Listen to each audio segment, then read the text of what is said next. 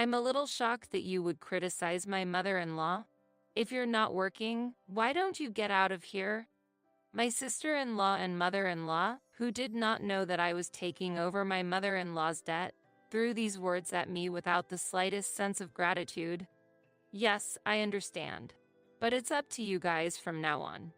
The day I packed my bags, they realized a fact I had been hiding and put their heads together. My name is Emma. I am 32 years old, a busy career woman working in an office in the city. When I was a student, I spent most of my time in the corner of the library absorbed in my books. After I got a job, I was buried under a mountain of work and forgot to take time for myself. One of my friends, who sincerely cared about me, said, "Emma, why don't you try to cherish your love life a little?" And she organized a group blind date for me. Then, a man whose eyes met mine was John, who worked in a building in the city center. He is a fresh salaryman working in a building in the city center. And to my surprise, he seemed to be a little interested in me. I was nervous about the feeling of dating after a long time, but supported by his kind words, we gradually opened our hearts to each other. Then he made a gentle confession to me, and our love accelerated. Only 1 year later, we decided to get married. It was like a dream come true that I, who had been so absorbed in my work, could stand at such a wonderful turning point in my life. My friend who organized the group blind date was also surprised at our sudden development. She said, "Oh, really? You're getting married?" I said, "Yeah, it's amazing, isn't it? But it's great. I'm so glad I organized that group blind date. Thank you. I really appreciate it. I'm looking forward to the wedding. I'm looking forward to it." Thus, I was to open the door to a new life. First, we reported to each other's families. Seeing me so happy, my parents welcomed him warmly. "Emma, you haven't told me about your boyfriend for a long time, so I was a little worried that maybe you wouldn't get married. John, please take care of her from now on." When I heard these words, I felt as if I realized for the first time what my parents really thought of me. I realized that parents think a lot of things without saying them. My family had been basically free to do whatever I wanted, so there was no pressure to get married. But it seems that in my parents' mind, there was a wish to see their daughter happily married someday. Knowing such a parent's wish made my heart warm a little. And when I visited John's house for the first time, I met his family with nervous excitement. But his mother and father were both very warm and made me feel very safe. Next, we had dinner with the whole family. While I was looking forward to it, I was also a little nervous, especially because I had heard that John's sister, Melissa, was there. She was only 25 years old, and her choice of words was a little rough at times, which made me a little confused. She asked me, "Emma, you're already at that age. Weren't you getting married too late?" I was a little shocked to hear her say things like, "I would have decided sooner if I were you." But John followed up and we had a nice dinner afterwards. We then planned our wedding and had a happy wedding at a place we loved. We had a lot of friends and family there, and the day was really great. Our honeymoon was so much fun, and when we returned home, we started our new life together. Life together was fresh, and every day was so much fun. We went out on dates and watched movies at home. I felt that newlyweds are really happy. It has been about 2 years since we got married. One day, our peaceful everyday life changed drastically. We received the news that my father-in-law had passed away. Of course, I knew he had health problems, but I had not expected him to pass away so soon. My husband and I were deeply saddened by this sudden news. My mother-in-law's grief was especially deep, and I could feel her emotions as I looked at her. But our surprise was compounded by what we subsequently found out. In fact, my mother-in-law was in deep debt. It was apparently due to the fact that she had been cheated by some unscrupulous person and lost a large sum of money. When we learned of this fact, we could only gape. My husband, with his usual gentle nature, said he wanted to help her somehow. So, we decided to use our shared savings to reduce my mother-in-law's debt as much as possible. I thought it would be too hard for her to bear that heavy debt alone after my father-in-law's death. However, my mother-in-law's reaction was a little unexpected. She said something like, "If I am in trouble again, can I ask John for help?" My husband was a little surprised and replied, "That's a little." My mother-in-law said something positive, "But I'll find a way to get more money somehow." But my husband was worried. "I hope that's not gambling." We kept a watchful eye on my mother-in-law and were on the lookout for any trouble she might get herself into again. In the midst of all this, my husband was suddenly injured and had to be hospitalized. That event also became a big ordeal for my husband and me. Since every day was spent flitting back and forth from the hospital to take care of my husband, I never noticed any changes in my mother-in-law's daily routine. Then one day, after my husband was discharged from the hospital, I decided to pay a little visit to his parents' home. During our first reunion in a long time, I could sense that something had changed in the atmosphere. "Mom, long time no see." My husband greeted her with a smile, and my mother-in-law said, "John, you are getting better. Can you run again?" She smiled at him and said. While smiling at this exchange, my husband began to flip through my mother-in-law's bank book. To his surprise, the money in his mother-in-law's bank book, which we had accumulated after her previous debts had been repaid, was almost completely gone. "What's wrong with this bank book, Mother?" my husband exclaimed in surprise, to which his mother-in-law replied with a slightly embarrassed smile, "You know, I had tea with friends and found a nice little bag. And then I found myself in this mess." She laughed bitterly. With that one word, my husband and I froze in complete surprise.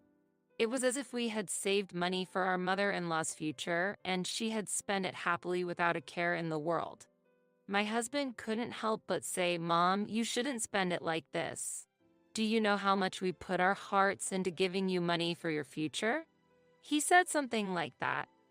Seeing my mother-in-law's remorse, we became truly concerned about her future. We suggested that she move in with us to support her life closer to us.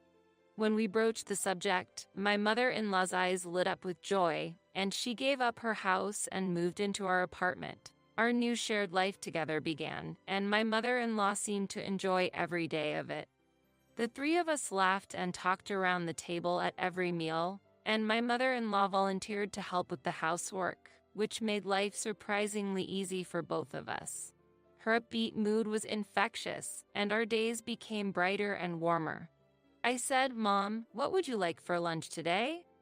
I think I'll have udon." "That sounds good." Since I was working remotely, I was in a position to monitor how my mother-in-law spent her money. Since my husband and I, provided her living expenses and my husband managed my mother-in-law's account, there was supposed to be no worry about her spending excessive money.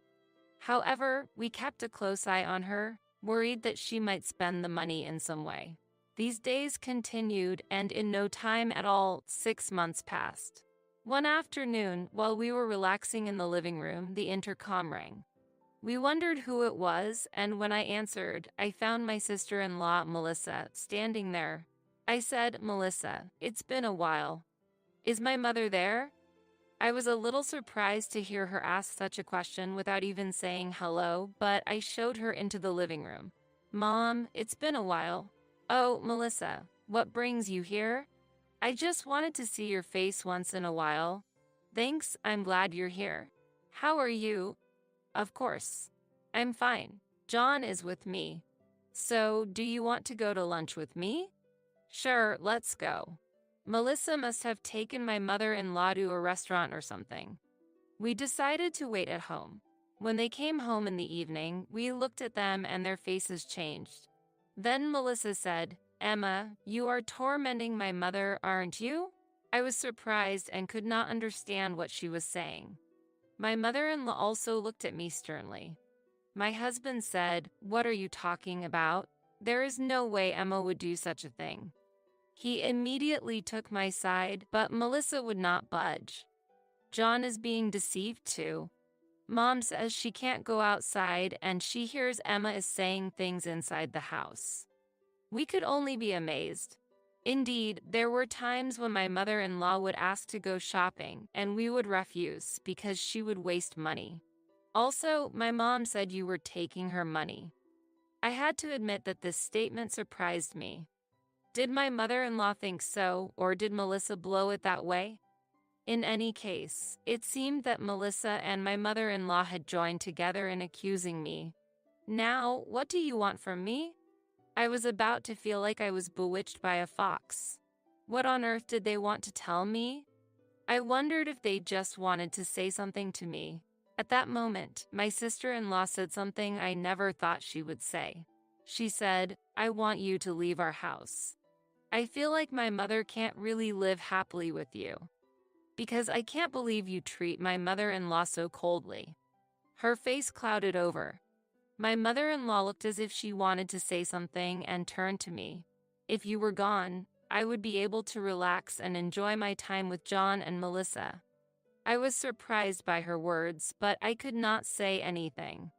In fact, they did not know that I had previously paid off her debts for my mother-in-law by cutting into my savings. Looking back, I probably should have made it clear to them at the time that I had not taken it out as our marital savings, but as my own. When I looked at my husband's face, he looked very angry. His hands were clenched and his body was shaking a little. Melissa said, "My mother and I are going to live here together from now on. So, I want you to leave," my sister-in-law said again. Taking a deep breath for a moment, I answered my sister-in-law, "I understand, but I won't get involved in what happens next." After that exchange, my husband and I decided to leave the house. And on the day we moved out, they were surprised to discover one truth. "Looks like you've made arrangements to move out right away after all." "Yes, I have something to tell Melissa." "Yes, what is it?" My husband chuckled and said, "Actually, I'm getting older and I was thinking that I should put the house in Melissa's name." My sister-in-law's eyes sparkled and she said, "Really? It's going to be my house?" she said excitedly. My husband quietly produced the documents for the change of name and said, "As long as you sign here, that's all right." My sister-in-law happily said, "I can't believe I have my own apartment," and signed it. My husband and I looked at each other stealthily and exchanged smiles at the success of our plan. "Well, it's time to start getting ready to leave." "What, John? Are you really leaving?" "Yes, I've decided to leave too." "Oh, even John is leaving? Do you really have to leave with Emma?" "If I'm not with Emma, I don't feel comfortable either. It's normal for married couples to be together." "I knew you would say that, but then what are we going to do about future house expenses and stuff?" "That's something you'll have to devise and pay for on your own." "Wait a minute. I quit my job because I believed you would support me, okay?" My husband and I could not hide our surprise at my sister-in-law's sudden statement. "If you keep this up, you're going to get me and our mother into a lot of trouble." "That's fine if you can devise a way to live on your own. You have our mother's pension, and if you save a little, you can manage." "Yes, and if you add my pension to that, we can manage. Since you're going to live here, we need to be creative about it." My sister-in-law looked a little satisfied with my mother-in-law's kind words. "Indeed. It's my new home. If I save a little money, I should be able to get by." However, my husband and I laughed inwardly at my sister-in-law saying such a thing, not knowing that the property was a rental. About that time, the movers arrived. We welcomed them and began to move more and more stuff out. My sister-in-law and mother-in-law rolled their eyes at the sight. "What are you doing?" "Getting ready to move out." "Are you taking everything?" "Of course. We bought all this stuff." "Do I have to buy everything new?" "That's right. I wish you had known that and acted accordingly." "Well, we better get going." My husband smiled and said, and we left the house. My mother-in-law and sister-in-law froze in amazement for a while. After a while, my sister-in-law called my husband's cell phone. She said, "Hey, John, what's with the rent bill all of a sudden?" I was a little mistaken. Could it be that I am not the owner of this house? Who told you about that? Well, I'm actually renting this house. The document you signed at that time, which was the rental agreement. So, it's only natural that you should be charged for the rent. Seriously, I didn't know that at all. It's where you live, so you have to pay the rent. But my salary is not that much compared to you. You may laugh, but Emma actually makes more money than I do. Oh, no. It's true. She is working hard at a remote company that pays pretty well. That's why we were able to live so comfortably in that apartment. My sister-in-law was so surprised that she was speechless for a while. Next, I heard my mother-in-law's worried voice. "We're so sorry," she said. "I'm really sorry. Could you please reconsider and come back?"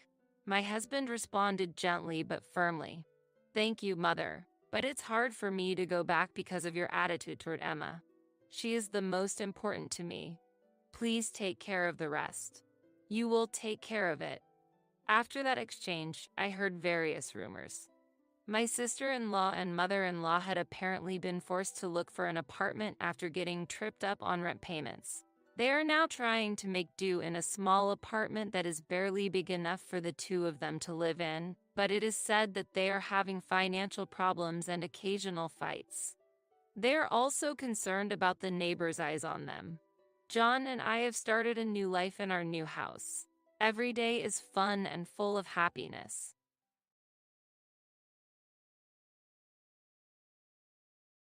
My name is Kristen. Despite being raised in a family that was far from wealthy, I managed to secure a job and get married through hard work. My husband, Matt, is an employee at a luxury hotel.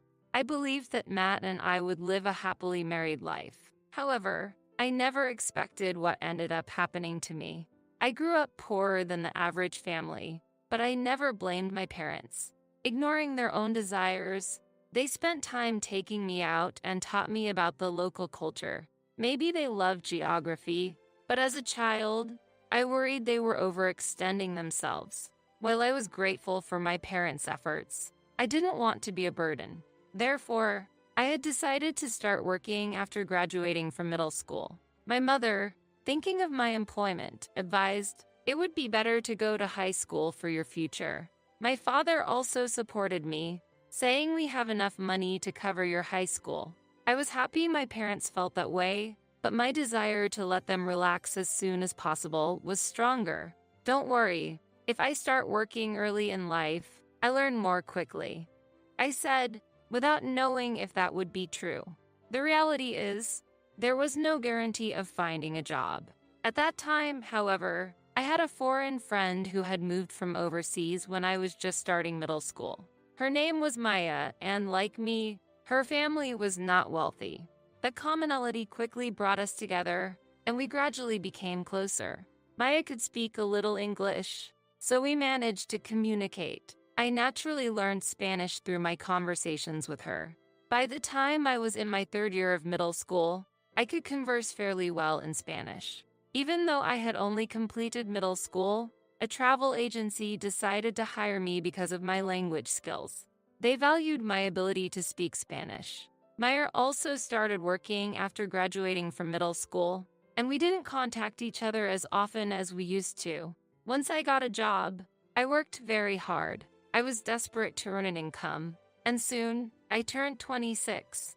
Around that time, there was a lounge in the luxury hotel I often used for work. It was comfortable, with casual meals and a cafe-style menu with reasonable prices. My colleagues and I often had meetings there. Matt was a waiter working in that lounge. The hotel had many guests from overseas, so Matt also spoke Spanish. I also sometimes dealt with foreign clients. Because we both could speak Spanish, Matt and I had a lot in common and felt a mutual attraction to each other. Matt approached me, and we started dating, leading quite smoothly to marriage. I never imagined that a girl from a poor family like me would get married. I feel moved just thinking about it. Anyway, I was looking forward to the new and enjoyable life that was about to begin. But an unexpected situation awaited me. Before the marriage, Matt made a proposal. If you're okay with it, I'd like to live together at my parents' house. The reason behind this was that Matt had lost his father a few years ago and was worried about his mother living alone. His mother's health had started to wane, so she needed someone to watch over her. At that time, I was a teleworker who could do most of my work from home, so I could take care of my mother-in-law and also take care of the household chores. On the other hand, Matt himself often worked long hours, meaning he spent limited time at home. He rarely had days off, so it seemed convenient for him to have me, the teleworker, around. However, I couldn't just say yes to him. That was because when I met Matt's mother before the marriage, she gave me the silent treatment after hearing about my educational background. Which university did Kristen graduate from? She asked. I replied honestly, actually, I didn't go to college. I started working right after graduating from middle school. My mother-in-law just stared at me for a while and then fell silent. From her expression, I could clearly feel her disdain for me. You only went to middle school? Well, she said, looking down on me with that gaze. From that experience, I felt that living with my mother-in-law would not go well. I conveyed this indirectly to Matt. I feel like your mother doesn't like me much. You feel like my mom is cold towards you? That can't be. She trusts me, and she would never think badly of the wife I chose, he said, laughing it off. I wondered if I was overthinking things. Matt also promised to talk to his mother if there were any problems. Trusting him, I agreed to live with my mother-in-law. However, once we started living together, I was unable to build a good relationship with her, and I faced the gap between my ideal and reality. When Matt was around, his mother always greeted him with a warm smile, saying, "Matt, thank you for living with us. I really appreciate it." Matt would reply, "Of course. I thought it would make things easier for you." But her attitude towards me was completely different and terribly distant. She would say to me with little expression, as if giving orders to a servant, "Kristen, make sure you support Matt. Don't be a burden." It seemed like my mother-in-law was belittling me. But at that particular moment, Matt defended me, saying, "It's no problem. Kristen is doing her job well in her field." I did not miss the frown that comment brought to my mother-in-law's face. I decided to consult Matt if any problems arose in the future, and to handle things in my own way. I thought living together would help us understand each other better. I didn't want our relationship as a family to become strange. With such hopes, we started living together, but it often didn't go so smoothly. One day, as I was working on my computer, my mother-in-law suddenly entered the room and demanded irritably, "Kristen, when will you clean my room? Make sure it's done by 10 a.m. every day." I was puzzled by this sudden demand. We had never discussed such rules or agreed on the extent of my household chores. I thought that if she had explained things as such nicely from the start, I might have understood. I wasn't always available due to my job, but thinking it childish to argue on the spot, I paused my work and replied, "Understood. I'll start right away," and began cleaning her room. Even at that time, my mother-in-law was often doing nothing but relaxing in the living room, watching TV, and enjoying snacks. Although Matt was concerned about his mother's health, she seemed capable of cleaning the room by herself. I had thought she might be too frail to move, but she appeared quite energetic. After I finished cleaning, she said, "Now that you're done, I'm counting on you to prepare dinner. I prefer light seasoning, so no heavy flavors."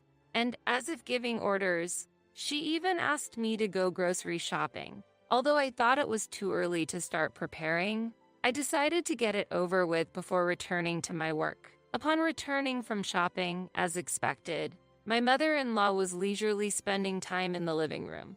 I felt irritated by the sight, but decided to put up with it and just follow her instructions. I told myself that she was probably testing me. I hoped that she would come to appreciate me over time. However, the situation continued for months. Sometimes I was nagged for being 5 minutes late in bringing in the laundry, or for having the bath water 1 inch too high. Before I knew it, I had taken on all the household chores. But my mother-in-law continued to spend her days carefree. Honestly, she seemed to have the energy to do the chores herself. I also knew that if this situation continued, it could negatively affect my work. Wanting to avoid that at all costs, I felt it was time to talk to Matt. So I waited until nightfall. After my mother-in-law went to bed, I confided in Matt about these recent events. Listen, your mother really doesn't like me. I'm going to be exhausted if this continues. But Matt half laughed and replied, no way, that can't be.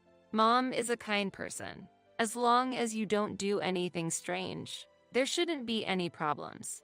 I'm counting on you to make the relationship work. He didn't take my concerns seriously, possibly because in front of Matt, his mother always behaved kindly to me, even suggesting I take a break and have some coffee. However, even understanding the reality of the situation, I knew that my patience would reach its limit if this kind of life continued. I was burdened with household chores during the day and had to do my work through the night. Frankly, my trust in Matt was gradually fading. If the situation didn't improve, I might reach my limit and fall ill. It was then that my mother-in-law made an unbelievable proposal. Kristen, I'll be leaving the house empty for a week during the Easter holiday. I'm counting on you to take care of the household chores while I'm gone. Shocked by this sudden announcement, I asked, what brought this on all of a sudden? Matt suggested it. He said we should go on an overseas trip. He's such a good son. He knows how much I love foreign countries. I can't wait for the Easter holiday in 3 months, she said excitedly. I was dumbfounded. I hadn't heard anything about such plans from Matt. Moreover, I was to be left behind to house sit, all by myself. I realized that I needed to talk to Matt urgently, so once more, I waited until the evening. When I brought it up, Matt said, Mom already told you about it, but aren't you coming with us? We were not on the same page. This meant that my mother-in-law had lied to me. Even though Matt explained things, the thought of going on a trip abroad with my mother-in-law was painful to imagine. I became emotional, wanting him to understand how much I was struggling. I don't want to go. A trip with her would be no fun at all, I strongly exclaimed. However, Matt became angry and retorted fiercely, Kristen, I can't believe you would say something like that. When will you stop acting like a child? I won't allow you to blame my mom. Think about what you've said. I'm looking forward to the trip. I was shocked. He didn't believe a word I had said. Staying in the house had become a painful situation. To make Matt understand that what I was saying was true, I decided to take action the next day. Matt had a day off, and we were having breakfast with the 3 of us, and I decided to speak directly to my mother-in-law. Mother, is this plan for an overseas trip a way to exclude me? I asked, and she blatantly answered, Humph, I never said that. If you intend to come along, then you should. It would be better, wouldn't it? But Matt intervened, Kristen, you still don't understand the situation? You should apologize to Mom. Why are you so aggressive? You're not a child anymore. Nevertheless, what I had stated was based on facts. At this moment, more than ever, I want to make everything clear and assert myself. I want Matt to understand the truth. But before I could argue further, my mother-in-law hurled the most insulting words at me. But you know what, Kristen? It's better if you stay home. You wouldn't understand the appeal of going abroad without ever having gone to high school. Besides, you just laze around at home without working anyway. You don't deserve to go abroad. You think so too, right? She said. I was astonished. I had no idea that she thought I was unemployed. I explained my job when I met her. I'm sure I talked about what I do for work, didn't I? I counted. Then, with disdain, she said, a job? Teleworking? You must be joking. Just playing around with the computer at home. I've had enough of your idleness. You can't possibly be earning an income that way. You're just living off Matt's salary, aren't you? This made me angry, but before I could respond, my mother-in-law added more. For me, it's enough that Matt is here. He speaks Spanish and works at a top hotel. There's no need for someone like you, without an education or job, to use his income. People at the bottom like you should get out of our house. She was insulting me to her heart's content. Now Matt must have understood what I was talking about. I convinced myself of this and waited for his reaction, but what he said next was even more unexpected. I can see where Mom is coming from. Kristen, you need some time to cool down. As if he was fed up, Matt said that to me. At that moment, my mind was made up. I could no longer stay with them. Even my husband, Matt, sided with his mother and refused to take my side. I was not needed here, and even if I was, I no longer wanted to live with these people. My mother-in-law told me to leave, but I confirmed just to be sure. Are you really okay with me leaving? I asked. Laughing, she replied, of course. Get out of here, you're a nuisance. So I said, understood, and started preparing to move to a new place. I simply nodded to them and left the house. As I did, my mother-in-law mockingly said, enjoy your pole life in a place that suits you. But they did not yet understand the repercussions that might come from this. About 3 months had passed since I left the house, and it was almost Easter holiday. After a long period with no contact, I received a call from my mother-in-law. Kristen, I finally got through to you. What on earth happened? She was clearly flustered. I replied calmly, after saying such things to me. You have the nerve to call? She said, I couldn't reach you at all. I thought you changed your number, so I even contacted your parents' house asking for it. I had already informed my parents beforehand that Matt or my mother-in-law might contact them, and if they did, to give them this number. When I asked, is there some problem? My mother-in-law responded with a shaken voice, problem? I've got a mountain of bills coming in. Do something. I didn't know anything about this. She was seeking help. I guess you haven't been paying the utility bills, have you? I calmly replied, but she seemed to have even more serious issues. I thought Matt was handling the finances. I had no idea you were paying for everything. Why didn't you tell me sooner? She asked. It was too late for her to be upset about it, but apparently, Matt had finally told her the truth.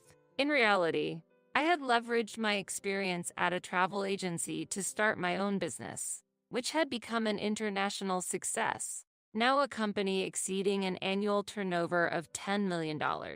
And to my mother-in-law's surprise, there was also a misunderstanding about Matt's income. Despite working at a renowned hotel, it didn't mean he was highly paid. In fact, he was an ordinary employee with an average income. The hotel had many Spanish-speaking staff.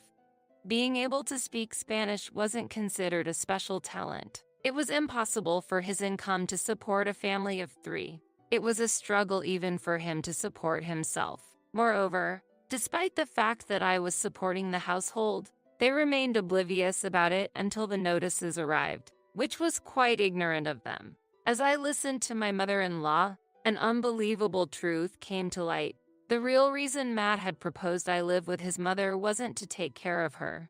In fact, she had been living off the inheritance left by Matt's father, but she had squandered the fortune on a lavish lifestyle, and now her assets were completely gone. In such a state, she had turned to Matt, who she thought was financially stable, for help. However, aware of his modest income and knowing that I was the breadwinner, Matt had ultimately turned to me for assistance. Hearing this story, I realized they were indeed a troubled pair. But the problems didn't end there. Have you taken care of the credit card payments? I asked, to which my mother-in-law suddenly raised her voice. That's what I'm talking about. Both Matt and I have bills piling up.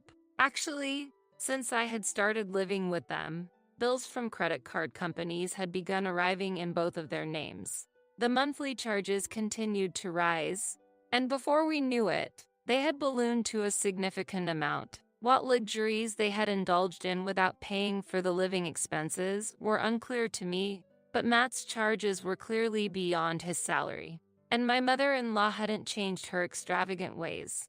Now both were in debt. The total amount exceeded $20,000, which truly shocked me. Even more shocking was that she had said, I thought something like a little debt would be handled by Matt, and Matt also thought, if we were really in trouble, Kristen would sort it out. I could hardly conceal my astonishment. They were both so entitled. It's hard to forgive adults who act so irresponsibly. It's not just appalling. It feels downright dangerous. Yet my mother-in-law had the audacity to say, "Given the situation, Kristen, you'll find us a solution, right?" I refused outright. "After the way you treated me, I see no reason to help you now." It seemed Matt was also there, because he suddenly came on the line, insisting, "Kristen, you're my wife. It's your duty to take care of us. Find a way to help. We can't make the payments." I had no desire to deal with their shamelessness any longer, but I showed mercy. "Will you come to me? If you do, I might be willing to help to some extent." Matt seemed keen on the offer. "Yeah, that sounds good. You'll provide a place to live and take care of the money, right? We'll come on over. Where are you now?" "We'll leave right away." "Tell me quickly." Despite his eagerness, I frankly said, "Of course, if you can make it, that is. I'm in the Bahamas. I have a villa here." Both Matt and my mother-in-law couldn't hide their astonishment. "Well, what do you mean?" "Bahamas. We can't possibly go to such a place right now," he said. The situation was tense, but I remained calm. "Is that so? But aren't you planning a trip abroad for the Easter holiday? Why not stop by the Bahamas then? Your mother would be pleased, right? By the way, you got my number from my parents. Didn't you realize it was an international one?" I also reminded them. "Oh, and don't forget, this call is going to be quite expensive. Long conversations are tough on the wallet." Acting as if I wanted to continue the conversation, I added, "If we get divorced, I might reconsider the financial situation for you." Upon hearing this, Matt replied, "You're right. Okay, let's get divorced." He probably couldn't stand the burden of debt any longer. I informed him that I would come to hand over the divorce papers when I returned to the US and ended the call. About a week later, I returned to the US, had him fill out the divorce papers, and our separation was finalized smoothly. He had become considerably gaunt, apparently living a harsh life over the past few days. Matt confessed that he had expected me to pay for the overseas trip costs. Hearing this no longer surprised me, but it seems that after the divorce, they had assumed that I would pay their debts. Of course, I had no such intention. What I suggested was that they both cut back on their luxuries and work hard. As I advised, that way, they could eventually repay their debts and maintain a basic standard of living. When Matt heard my answer, he protested, "Hey, that's not what you said. You said you'd take care of the debt." I replied with a hint of sarcasm. "I did come up with a plan for you to repay your debts on your own. Just follow my advice, and you'll be fine. Good luck. And when you can afford a vacation abroad, you're welcome to visit my villa in the Bahamas." And with that, I left. Since then, they seem to be working tirelessly from early morning until late at night, living life to the fullest. Perhaps this was a necessary lesson for them. It's a replacement for their previously lazy lives. In the meantime, I heard that my old friend Maya had settled in the Bahamas, meaning that I was able to be reunited with her after such a long time. After graduating from middle school, she found an international job and, like me, had become a company president. She welcomed her parents into her new home and lives happily together with them. Seeing how things worked out for her, I decided to call my own parents from the US to come and live with me. Now I visit Maya from time to time. We encourage each other, feeling fortunate to be able to care for our parents in a wonderful foreign land, and we continue to work hard in our respective businesses.